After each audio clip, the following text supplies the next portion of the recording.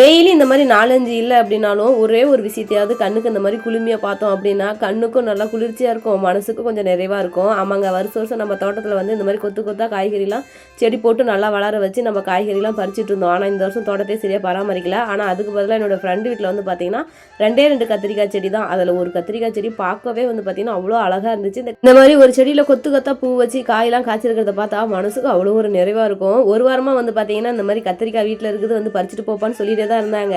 நானும் கொஞ்சம் வேலையெல்லாம் அதிகமாக இருக்கிறதுனால செடியை போய் பார்ப்பேன், ஆனால் பறிக்கிறதுக்கு டைம் இல்லாமல் விட்டுட்டு வந்துட்டேன். இன்றைக்கெலாம் கண்டிப்பாக காய் வாங்கிட்டு தான் போய் ஆகணும்னு சொல்லி ஃப்ரெண்டு வந்து பறித்து கொடுத்துட்டாங்க. 2 வகை கத்திரிக்காய், ஒன்று வந்து பார்த்தீங்கன்னா விதையே இல்லாத கத்திரிக்காய், இன்னொன்று வந்து பார்த்தீங்கன்னா கொஞ்சம் அந்த விதை இருக்கிற மாதிரி. கிட்டத்தட்ட 1 கிலோ போல் வந்து கத்திரிக்காய் பறித்து கொடுத்துருந்தாங்க. நம்மளுடைய பழைய வீடியோலாம் பார்த்துருந்தா தெரிஞ்சிருக்கும் நம்ம தோட்டத்தில் எவ்வளோ கத்திரிக்காய் கலர் கலராக வச்சுருந்தோம் அப்படின்னு. திரும்ப ஃப்ரெண்டு வீட்டில் வந்து கத்திரிக்காய் செடியை பார்த்தோன்னே எனக்கு ரொம்ப ஒரு ஆசை வந்துருச்சு. கண்டிப்பாக சீக்கிரமாக நம்ம தோட்டத்துலேயும் கத்திரிக்காய் செடி வச்சு பராமரிக்க போகிறோம். இப்போலாம் ஈவினிங் டைம் ஆகிட்டா போதும், வெளியே கொஞ்ச நேரம் கூட உட்காந்துருக்க முடியல. வெளியில் தான் அப்படின்னா வீட்டுக்குள்ளேயும் பயங்கர கொசுங்க.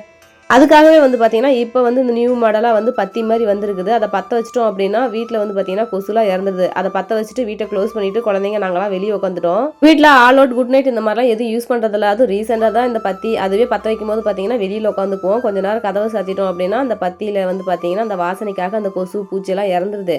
அதுக்கப்புறமா தான் ஒரு 1/2 மணி நேரம் கழிச்சு தான் வீட்டுக்குள்ளேயே வந்துடும். அந்த அளவுக்கு கெமிக்கல் இருக்குன்னு எனக்கு தோணுது.